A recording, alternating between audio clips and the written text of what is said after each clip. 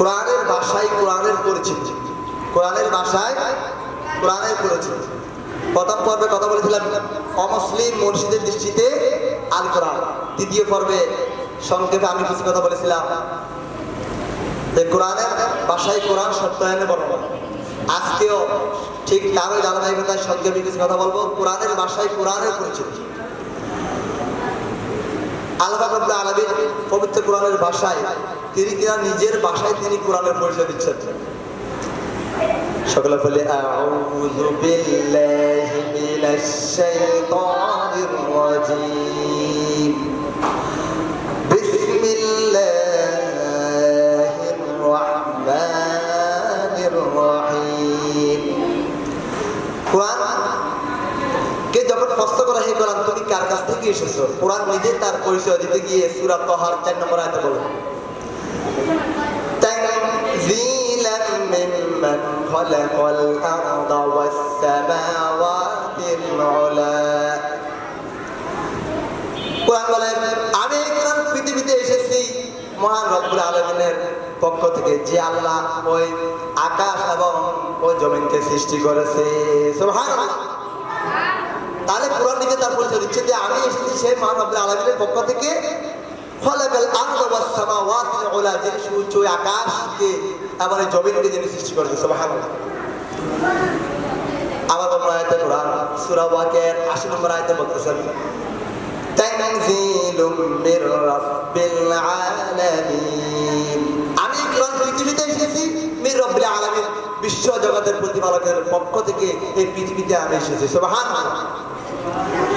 কোরআন মধ্যে প্রশ্ন করা হয় কোরআন বুঝলাম তুমি সে মহান রব্বুল আলামিনের দরবার তার কাছ থেকে এই পৃথিবীতে এসেছো, এবার বলো হে কোরআন তুমি কার উপর নাযিল হয়েছো, এই পৃথিবীতে তুমি কার কাছে এসেছো?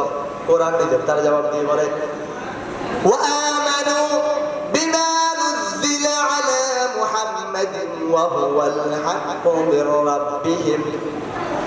আমি কোরআন হযরত মুহাম্মদ সাল্লাল্লাহু আলাইহি ওয়াসাল্লামের নাম নাযিল হয়েছে আর তোমরা সেই কোরআনের উপর তোমরা ঈমান আনো। সুবহানাল্লাহ। তাহলে এই কোরআন কার উপর এসেছে? হযরত মুহাম্মদ সাল্লাল্লাহু আলাইহি ওয়াসাল্লামের উপর নাযিল হয়েছে। অন্য আয়াতে আল্লাহ রাব্বুল আলামিন সূরা ফাতির 1 নম্বর আয়াতে বলেন তাবারাকাল্লাযী নাযালাল ফুরকানা আলা আবদিহি লিয়াকুনা লিল আলামিনা নাযীরা। বরকতময় সেই মহান সত্তার পক্ষ থেকে আমি কোরআন পৃথিবীতে এসেছি মুহাম্মদের পর ফুরকান সত্য মিথ্যার পার্থক্যকারী হিসেবে আলা আবদিহি তার বান্দা মুহাম্মদের উপর। সুবহানাল্লাহ। কি জন্য? লিয়াকুনা লিল আলামিনা নাযীরা, যেন পৃথিবীবাসী এই কোরআন থেকে তারা যেন উপদেশ গ্রহণ করে। সুবহানাল্লাহ। কোরআনকে যখন বলতে করা হয় কোরআন আচ্ছা বুঝলাম তুমি মুহাম্মদের উপর নাযিল হয়েছো, এবার বলো তো তুমি কোন মাসে এই পৃথিবীতে এসেছো? কোরআন নিজে তার জবাব দিয়ে বলে শাহরু রমাদানাল্লাযী উনজিলা ফীহিল কুরআন হুদাল লিন-নাসি ওয়া বাইয়িনাতিন মিনাল হুদা ওয়াল ফুরকান। আল্লাহু আকবার। কোরআনকে যখন বলতে করা হয় কোরআন আচ্ছা বলো তুমি কোন মাসে এই পৃথিবীতে এসেছো, কখন তোমার এই পৃথিবীতে আগমন করেছে? কোরআন নিজে তার জবাব দিয়ে বলে রমজানের পবিত্রতম মাসে এই পৃথিবীতে আমি এসেছি। সুবহানাল্লাহ। এবার কোরআনকে যখন প্রশ্ন করে আচ্ছা বুঝলাম তুমি রমজান মাসে এসেছো, এবার বলো তো তুমি যখন এসেছিলে তখন রাত ছিল নাকি দিন ছিল? কোরআন নিজে তার জবাব দিয়ে বলে ইন্না আনজালনাহু ফি লাইলাতিল কদর, কদরের পবিত্রতম রজনীতে আমি কোরআন পৃথিবীতে এসেছি। সুবহানাল্লাহ। কোরআন নিজে তার জবাব দিয়ে দিচ্ছে। এইভাবে করে করে আমি যখন আমরা কোরআনকে আবার প্রশ্ন করবো হে কোরআন আচ্ছা বুঝলাম তুমি কদরের রাতে পৃথিবীতে এসেছো, বলো তো তুমি কোন ভাষায় এই পৃথিবীতে নাযিল হয়েছো? তখন কোরআন নিজে তার জবাব দিয়ে সূরা ইউসুফের 2 নম্বর আয়াতে বলেন ইন্না আনজালনাহু কুরআনান আরাবিয়্যান লাআল্লাকুম তা'কিলুন। আমি এই কোরআন পৃথিবীতে আরবি ভাষায় নাযিল হয়েছি। সুবহানাল্লাহ। লাআল্লাকুম তা'কিলুন, যাতে করে মানুষ বুঝতে পারে আমার ভাষা। সুবহানাল্লাহ। কোরআনকে যখন প্রশ্ন করে হে কোরআন আচ্ছা বুঝলাম তুমি আরবি ভাষায় এই পৃথিবীতে নাযিল হয়েছো, এবার বলো তুমি কার মাধ্যমে এই পৃথিবীতে এসেছো? কোরআন নিজের তার জবাব দিয়ে সূরা শুআরা 113 নম্বর আয়াতে বলেন, নাযালা বিহির রূহুল আমিন, একজন বিশ্বস্ত আত্মা ফেরেশতা জিবরাইলের মাধ্যমে এই পৃথিবীতে আমার আগমন ঘটেছে। সুবহানাল্লাহ। অর্থাৎ জিবরাইলের মাধ্যমে আমি পৃথিবীতে এসেছি। কোরআনকে যখন বলতে পারে হে কোরআন, বুঝলাম তুমি জিবরাইলের মাধ্যমে এই পৃথিবীতে এসেছো, বলো এই পৃথিবীতে নাযিলের আগে, আসার আগে তুমি কোথায় ছিলে? সেই জবাবটা কোরআন নিজেই বলতেছেন, বাল হুয়া কুরআনুম মাজিদুন ফি লাওহিম মাহফুজ। আমি কোরআন পৃথিবীতে নাযিল আগে আমি লাওহে মাহফুজে সংরক্ষিত ছিলাম, সেখান থেকে একটি একটি করে মানবতার কল্যাণে, মানবতার প্রয়োজনে আমি দীর্ঘ 23 বছর ধরে পৃথিবীতে নাযিল হয়েছে। সুবহানাল্লাহ। এবার কোরআনকে যখন প্রশ্ন করা হয়, হে কোরআন, আচ্ছা বুঝলাম তুমি এই পৃথিবীতে নাযিল হয়েছে আরবি ভাষায়, এই পৃথিবীতে তুমি নাযিল হয়েছ মানুষের উপকারে, এবার বলো তো এই পৃথিবীতে তোমার নাযিলের উদ্দেশ্যটা কি? What purpose reasons of the Quran? কোরআন এই পৃথিবীতে নাযিলের উদ্দেশ্যটা কি? এই প্রশ্ন যখন কোরআনের কাছে করে, কোরআন নিজের তার জবাব দিয়ে সূরা ইব্রাহিমের 1 নম্বর আয়াতে বলেন, কিতাবুন আনজালনাহু ইলাইকা লিতুখরিজান নাসা মিনাজ যুলুমাতি ইলান নূর বিইذনি রাব্বিহিম ইলা সিরাতিল আজিজিল হামিদ। কোরআন কথা বলতে পারে এই কোরআন এই পৃথিবীতে তোমার নাযিলের উদ্দেশ্যটা কি? কোরআন নিজেই বলে আমি এই পৃথিবীতে এসেছি লিতুখরিজান নাসা মিনাজ যুলুমাতি ইলান নূর, গোটা মানবতাকে অন্ধকার থেকে টেনে বের করে আলোর দিকে নিয়ে আসার জন্য আমি এই কোরআন পৃথিবীতে নাযিল হয়েছে। সুবহানাল্লাহ। এবার কোরআনকে যখন কে প্রশ্ন করে, হে কোরআন, আচ্ছা বুঝলাম তুমি এই পৃথিবীতে এসেছো আমাদেরকে অন্ধকার থেকে আলোর দিকে নিয়ে আসার জন্য, তোমাকে মেনে চললে, তোমাকে মানলে আমাদের কি ফায়দা হবে? এরকম প্রশ্নটা জাগে কিনা?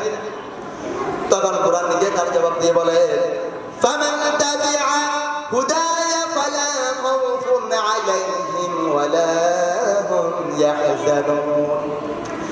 আমি কোরআনকে যদি মেনে চলো, ব্যক্তি, পরিবার, সমাজ, রাষ্ট্র, জীবনের প্রতিটি ক্ষেত্রে যদি আমি কোরআনকে মেনে চলো, ফালা খাউফুন আলাইহিম, তোমার কোনো ভয় নাই, ওয়ালা হুম ইয়াহজানুন, তোমার কোনো চিন্তাও নাই। সুবহানাল্লাহ। দুনিয়া আখিরাতে আর কোনো চিন্তা আছে? কোনো চিন্তা নেই। কোরআন আমাদেরকে পরকালে পার করে দিবে।